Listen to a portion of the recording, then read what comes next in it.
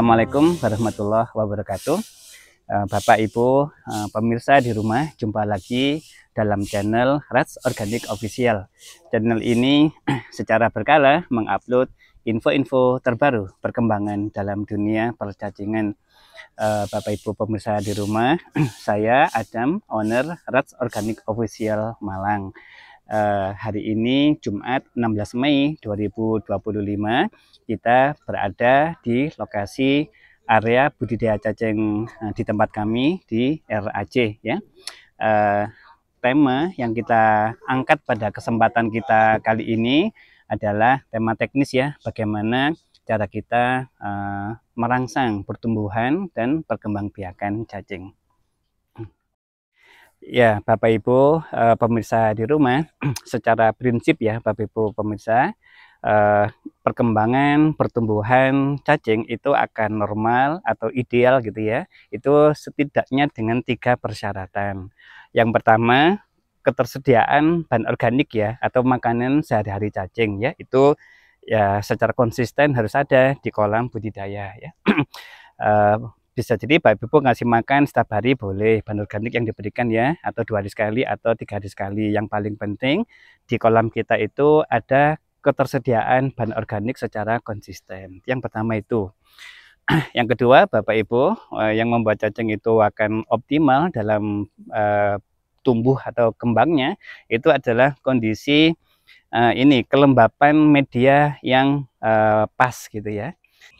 Terkait kelembapan media Bapak Ibu, sebetulnya cacing itu punya rentang yang cukup bagus ya. Jadi asalkan medianya tidak terlalu kandungan airnya tidak terlalu banyak sampai berlumpur gitu ya, atau tidak terlalu kering seperti padang pasir gitu. Di antara itu cacing sebetulnya fleksibel ya, bisa menyesuaikan kelembapan lingkungannya, karena di dalam tubuh cacing kan banyak cairan gitu. Itu terkait kelembapan. Sekali lagi Bapak Ibu, kelembapan media cacing yang paling ideal adalah ketika Bapak Ibu ngambil media di kolam budidaya ya, kemudian diperas, nanti di sela-sela jari-jari Bapak Ibu keluar rembesan air. Itu yang paling ideal untuk kelembapan dalam budidaya cacing.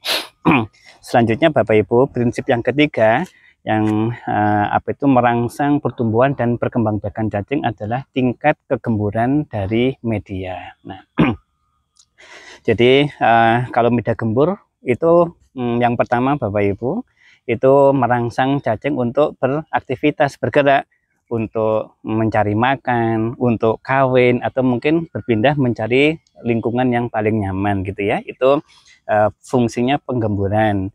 Yang kedua, penggemburan itu Bapak Ibu itu memastikan lingkungan akan sehat ya, karena aerasi udara itu akan lebih lancar gitu. Dan dengan penggemburan itu merangsang ini tubuh cacing itu konsisten besar gitu ya, setidaknya bertahan.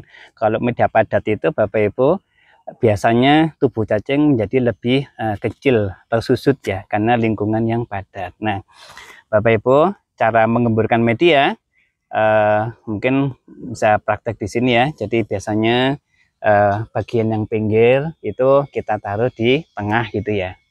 Ini cara pengemburan media yang biasa dilakukan oleh mitra-mitra. Oke. Ya, jadi nanti kondisinya seperti kayak gundukan begitu ya. Yang pinggir ditarik ke atas. Itu cara penggemburan media yang biasanya dilakukan setidaknya 2 minggu sekali, Bapak Ibu sekalian. Itu tadi prinsip-prinsip utama merangsang pertumbuhan dan perkembangbiakan cacing. Yang pertama, konsisten dalam hal ini makanan di kolam budidaya. Yang kedua, menjaga kelembapan. Dan yang ketiga menjaga kegemburan.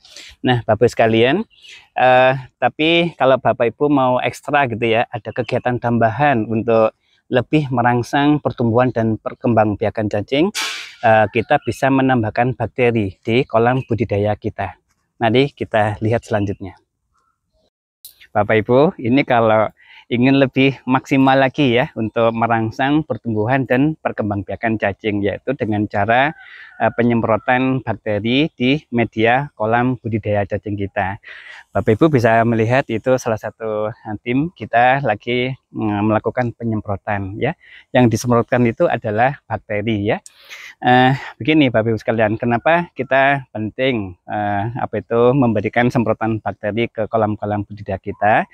Setidaknya ada dua hal ya. Yang pertama, bakteri ini membantu proses ini pelunakan, penguraian atau pembusukan makanan, sehingga bahan-bahan organik yang ada di kolam-kolam budidaya itu Bapak Ibu sebelum dimakan cacing akan diurai dulu, kayak didekomposisi dulu oleh bakteri, sehingga bakteri bahan organik itu akan jadi lebih lunak gitu ya. Baru setelah itu cacing bisa langsung makan dengan lebih optimal. Dan yang lebih penting yang kedua ini Bapak Ibu sekalian, beberapa referensi bahkan para ahli itu menyampaikan bahwa bakteri itu adalah makanan cacing gitu, sehingga ketika kita menyemprotkan bakteri itu di kolam-kolam budidaya, sebetulnya kita lagi beternak bakteri di kolam budidaya cacing kita, dan bakteri ini adalah makanan organik untuk cacing gitu ya. Itu kenapa kita walaupun tidak wajib ya, tapi penting untuk melakukan injek atau penyemprotan bakteri di kolam budidaya kita. Penyemprotan bakteri di kolam budidaya itu untuk masalah kapan pemberiannya itu relatif ya, bisa seminggu sekali atau bisa 2 minggu sekali. Yang penting kita tahu tujuan daripada penyemprotan bakteri itu tadi ya, untuk membantu proses pelunakan bahan organik. Yang kedua, kita memperbanyak populasi bakteri di kolam-kolam kita sebagai makanan alami dari cacing.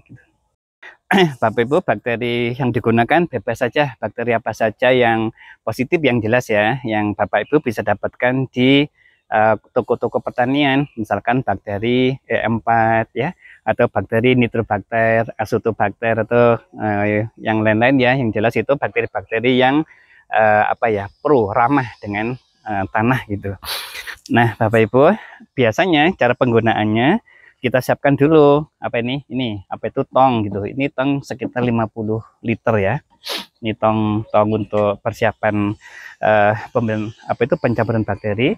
Jadi di sini kita isi air dulu sebanyak 50 liter atau sepenuhnya. Tong ini penuh. Kemudian setelah dikasih air sepenuh tong ini, Bapak Ibu bisa tambahkan ini ya, tetes. Sambil tetes. Setelah air tong ini diisi penuh ya, sekitar 50 liter, baru kita ambilkan lebih kurang setengah atau 2/3 gayung tetes ya, yang kita berikan ke ke air gitu. Nah itu tetes. Ini tadi sebagian sudah dipakai untuk semprotan. Kemudian setelah dicampur dengan tetes lebih kurang setengah atau 2/3 gayung tadi, baru kita tambahkan bakteri ya. Bakterinya Bapak Ibu, mohon maaf, ini tadi sudah diisi ya, lebih kurang sekitar satu botol ini untuk setiap satu tong air yang dicampur dengan molase tadi. Gitu.